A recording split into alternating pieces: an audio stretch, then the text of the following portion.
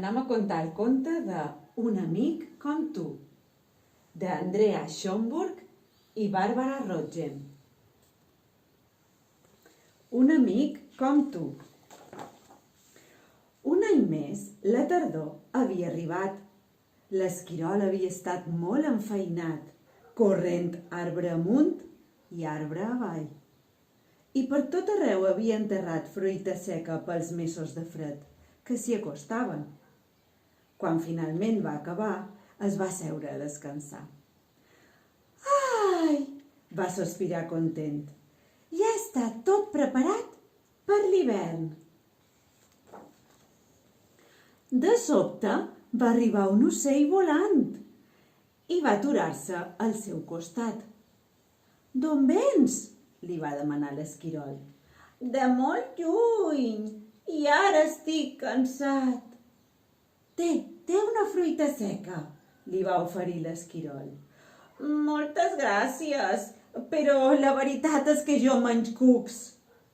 «Quina llàstima», va dir l'ocell. «I per què no proves una fruita seca per variar?», li va proposar l'esquirol. «Potser la tastaré», va dir l'ocell, picant una miqueta de fruita seca. Aleshores va estarrufar les plomes i va botar d'una pota a l'altra. «Ves per on?», va piular. «Qui ho havia de dir? La fruita seca és deliciosa!» «T'agradaria venir a escalar?», va dir l'esquirol. «T'ensenyaré el meu arbre preferit». «La veritat és que no puc escalar. Quina llàstima», va dir l'ocell. «Però sí que pots volar, no?», li va demanar l'esquirol. Sí, volar sí que puc», va dir l'ocell. L'esquirol va botar a la punta més alta de l'arbre i l'ocell va volar amb ell fins a dalt de tot. L'esquirol va fer tombarelles mentre l'ocell s'asseia damunt les branques de l'arbre. Cantava tan dolçament que l'esquirol va sentir un estremiment als pèls de l'esquena. Ui! «Vine a cantar amb mi», li va dir l'ocell. «La veritat és que jo no sé cantar», va respondre l'esquirol. «Quina llàstima». «I per què no taral·leges?», li va proposar l'ocell. «D'acord», va dir l'esquirol, «ho podria intentar». L'ocell va cantar i l'esquirol va taral·lejar mentre s'esgronsaven a les branques alegrement. Varen fer cabrioles i varen botar, varen fer tombarelles, varen escalar, varen volar i saltironar i varen cantar junts tot el dia. Es varen seure a l'herba, menjant i mirant la posta de sol. «M'agrades tant tu», va dir l'ocell. «I a mi amb tu», va contestar l'esquirol. «Quan botes, sent calfreds d'alegria per tota l'esquena.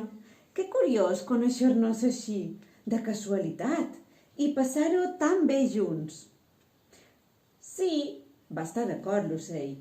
«Mai no havia pensat conèixer un amic com tu».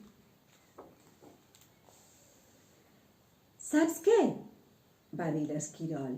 «He enterrat tanta fruita que n'hi ha de sobres per tot dos, i en el meu niu hi ha molt d'espai.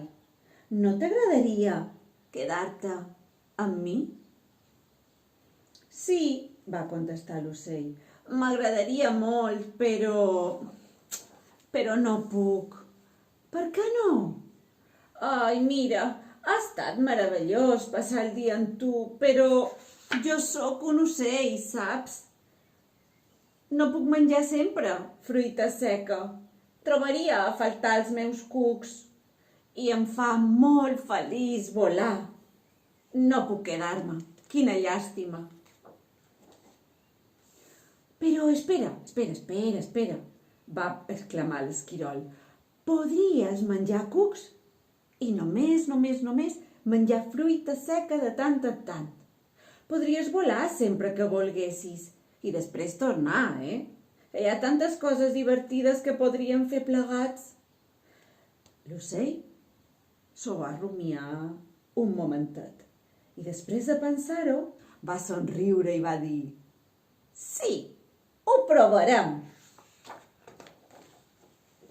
I així fou com l'esquirol i l'ocell varen romandre junts.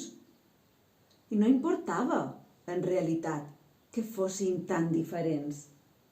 Al contrari, era perfecte així com era.